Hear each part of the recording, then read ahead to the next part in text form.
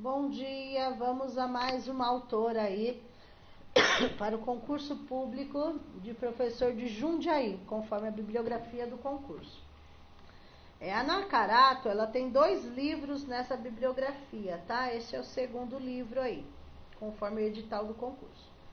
A Nakarato, junto com a Mengali e Passos, tá? O livro é A Matemática nos Anos Iniciais do Ensino Fundamental, ou seja, anos iniciais do 1º ao 5º ano. Como que é para ser trabalhado a matemática nos anos iniciais. Tecendo fios de ensinar e de aprender, tá? Então, vai falar como deve ser a matemática nos anos iniciais, tá?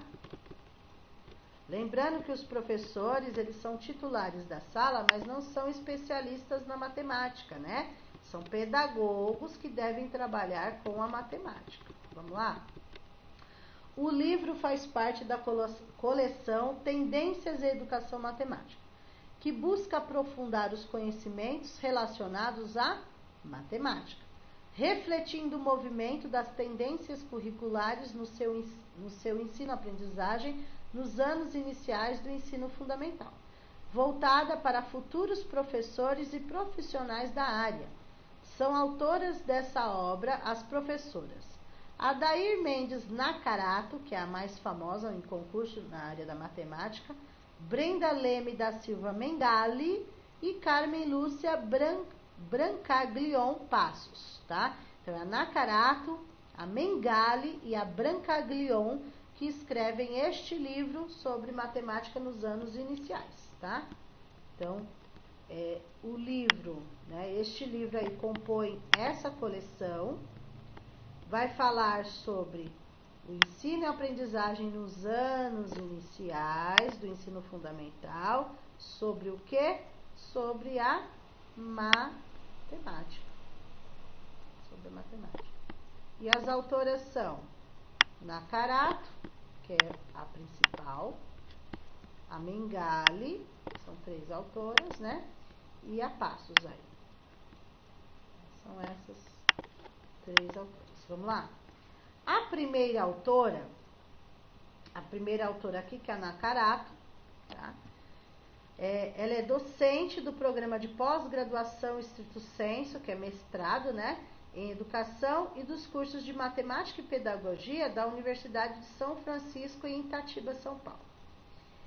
A Nakarato, ela atua como pesquisadora no campo da prática pedagógica e matemática e no da formação de professores que ensinam matemática. Então, vai falar um pouquinho das 3. Então, assim, não são professoras, né, com uma bagagem, digamos assim, na matemática, né, que dominam o assunto, são formadas nisso, são pesquisadoras desse campo da matemática, né? Então, enfim, a Nakarato ela é tanto pedagoga como ela é especialista em matemática. Ela trabalha como na pós-graduação de mestrado, né? Além de trabalhar nessa Universidade de São Francisco. Enfim, é pesquisadora, professora, enfim, professora universitária. Já a Mengali, essa segunda autora, ela é professora dos anos iniciais do ensino fundamental na rede pública, tá? Rede Pública Municipal de Itatiba, São Paulo. E é mestranda no programa de pós-graduação estricto sensu e educação pela Universidade de São Francisco. Então, digamos assim, a Mengali, ela é aluna do curso de mestrado da Nakarato, ok? Ela é aluna. Dependendo de quando foi publicado o livro, acho que essa aluna deve ter sido já deve estar formada, ou seja, de mestranda ela já é mestre, né? Enfim, é aluna da Nakarato, né? da tese. E a terceira, que é a Passos, ela é docente no Departamento de Metodologia do Ensino da Universidade Federal de São Carlos, lecionando nos cursos de licenciatura, matemática e pedagogia. É docente também no programa de pós-graduação da Universidade Federal de São Carlos. ela desenvolve pesquisas nessa área de processo de ensino, de aprendizagem, no campo de formação de professores que ensinam matemática. Ou seja, são 3 grandes nomes para falar da matemática, ok? Enfim, são experientes no assunto. Vamos lá. O livro é constituído de 3 partes, nas quais as vozes das autoras foram se complementando, discutindo o ensino da matemática nas séries iniciais do ensino fundamental, hoje denominados anos iniciais. Antes era só séries iniciais, hoje a gente fala anos iniciais. No movimento do ensinar e do aprender matemática. Na primeira parte, deixa eu arrumar aqui. Na primeira parte, as autoras discutem a formação matemática de professoras polivalentes. Então, a primeira discussão do livro é a respeito da formação matemática de professoras que são polivalentes, né? Ou seja, professoras de pedagogia que precisam de uma formação em matemática. Como isso é feito?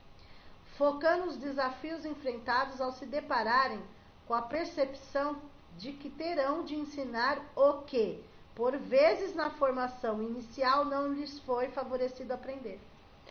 Ou seja, como que uma pedagoga, uma professora polivalente vai ensinar matemática se não foi ensinado para ela na formação inicial do curso de pedagogia?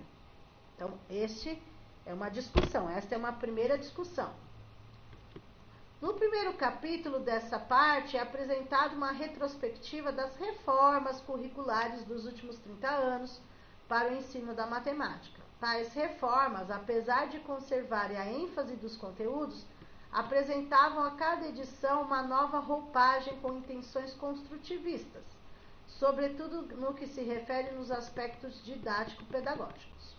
Como enfatizam as autoras, essas reformas pouco contribuíram para a modificação das práticas dos professores.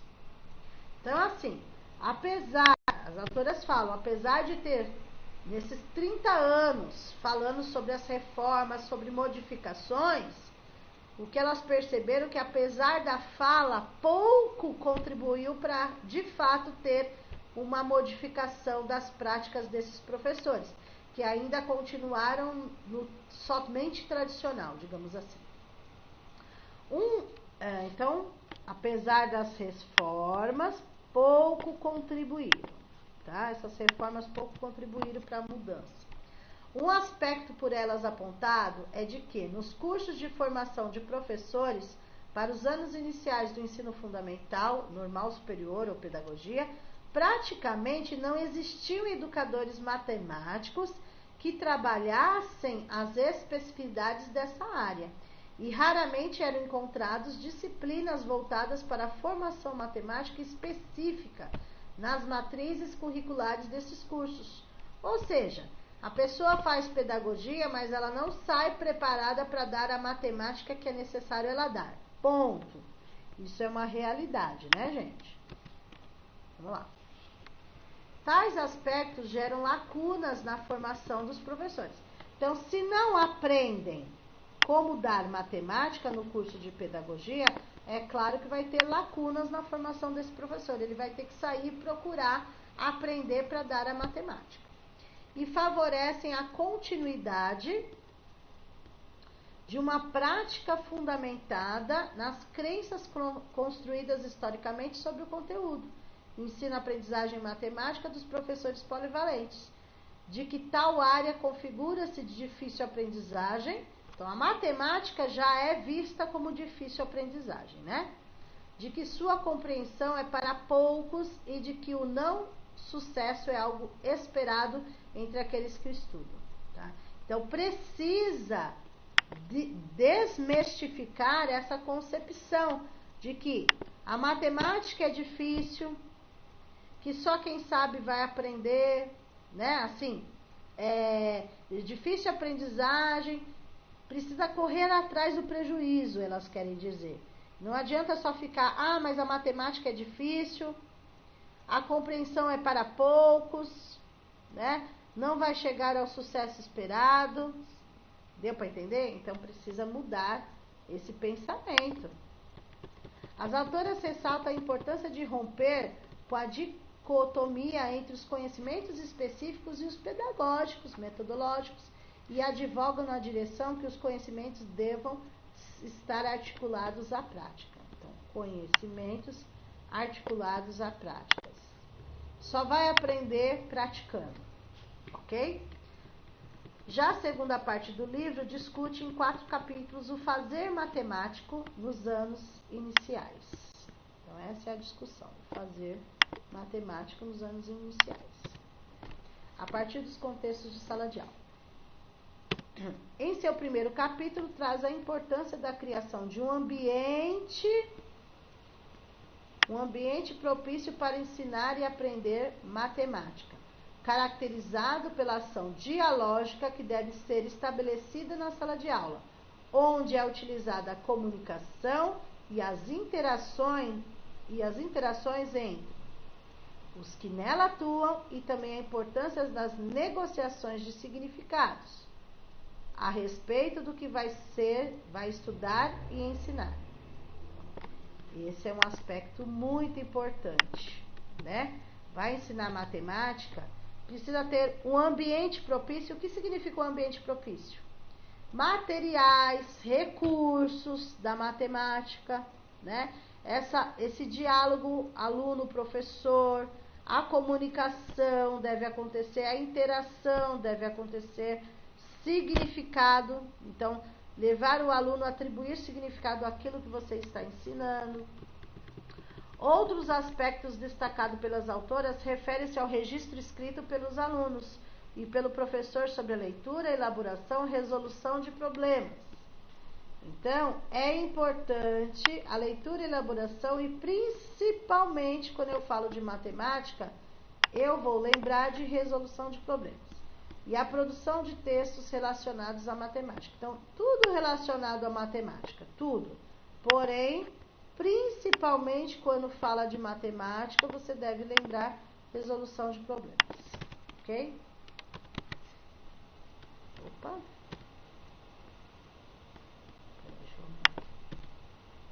Tudo bem. Para Nakarata, Mengali e Passos, que são as 3 autoras deste livro, tais ações são essenciais para a aprendizagem de matemática e potencializadora das relações que serão vivenciadas nesses ambientes.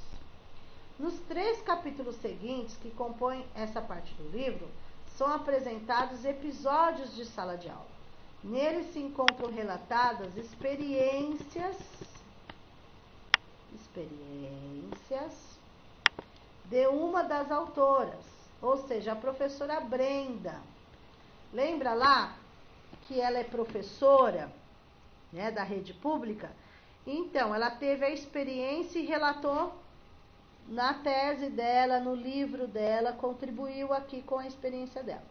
Professora Brenda, na perspectiva de um ambiente de aprendizagem pautado no diálogo. Então, o que a professora Brenda fez no primeiro momento para ter sucesso no que ela ia ensinar a matemática? Ela já deixou um lugar, né, um ambiente propício de aprendizagem, ela utilizou o diálogo, ela fez interações e a negociação e produção de significados. Então, ela deu significado àquilo que ela iria ensinar, ou que ela ensinou. As autoras discutem ainda o papel do registro do aluno. Então, aqui a discussão precisa ter o registro do aluno e do professor. Além do professor registrar, fazer com que o aluno registre a estratégia que ele utilizou para resolver aquele problema. Então, as autoras discutem ainda o papel do registro do aluno e do professor como meio estável que permite aos envolvidos examinar colaborativamente como se desenvolve o pensamento matemático. Para acompanhar o que os alunos acham, a visão dos alunos, no contexto sala de aula, onde a comunicação e a interação, que nós já falamos, possibilitam ampliar o universo de problematizações. E a voz do aluno é fundamental para e na construção do conhecimento matemático. Tá? Então, é importante a participação ativa do aluno. Essas ações fornecem informações de como os alunos pensam e de como estão elaborando conceitos, favorecendo ao professor na tomada de decisões. Então, a partir, gente, desses relatos dos alunos, o professor vai também elaborar outras estratégias. No quarto parágrafo,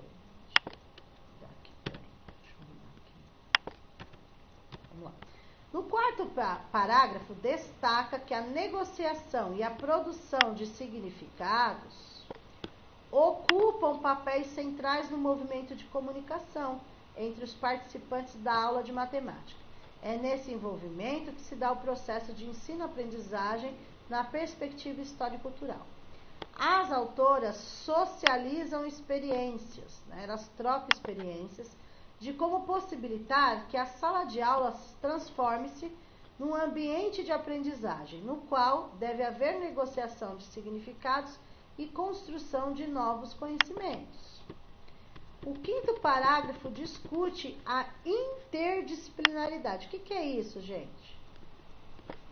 Você com outros professores, né, de outras disciplinas das séries iniciais aí, considerando a possibilidade da matemática estar relacionada aos conteúdos de outras disciplinas, tá? Então, ter esse diálogo com outras disciplinas.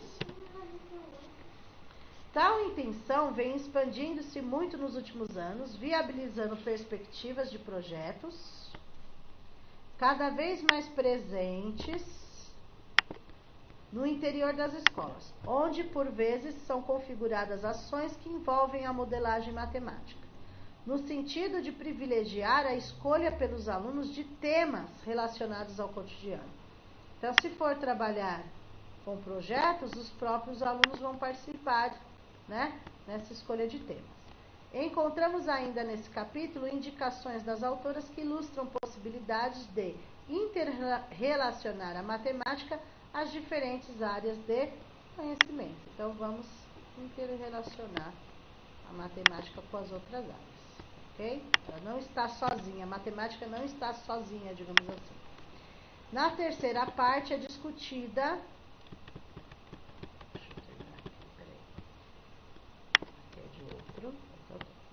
Na terceira parte é discutida a formação matemática dos professores polivalentes, destacando algumas perspectivas para as práticas e investigações. O sexto capítulo traz reflexões para repensar a formação inicial e continuada dos professores. Então, gente, é necessário, de fato, as autoras estão afirmando que é necessário tanto a formação inicial, que é a básica, é você se formar em pedagogia, em matemática, né? Se formou, é a formação inicial, mas também a continuada, porque você se formou, mas você vai ter que buscar sempre estar aprendendo mais para ensinar a matemática, ok? Então, ilustrando práticas consideradas potencializadoras do desenvolvimento dos profissionais desse ensino, desse nível de ensino. Então, potencializadoras, tá? Práticas potencializadoras. Outra palavra-chave, potencializador. As autoras são destaque para a força das narrativas autobiográficas como práticas de formação de pesquisa, a partir das quais podem ser identificadas as crenças, as tendências didático-pedagógicas de uma determinada época, assim como proporcionar a desconstrução de crenças e práticas a serem utilizadas em diferentes níveis de ensino e contextos de formação. Até aqui, a outra é... Deixa eu separar as autoras aqui, porque esse daqui é para depois. Certo? Então, resumindo, há uma preocupação das autoras com a formação inicial, assim como a formação continuada dos professores de matemática, principalmente os pedagogos que não são especialistas em matemática. Por isso que é necessário ter uma formação continuada, porque é um grande desafio a pedagoga ensinar a matemática para os seus alunos, tá? Então é esse o foco aí deste livro. Até a próxima aula. Vamos lá. Não desanimem não, hein? Vamos lá.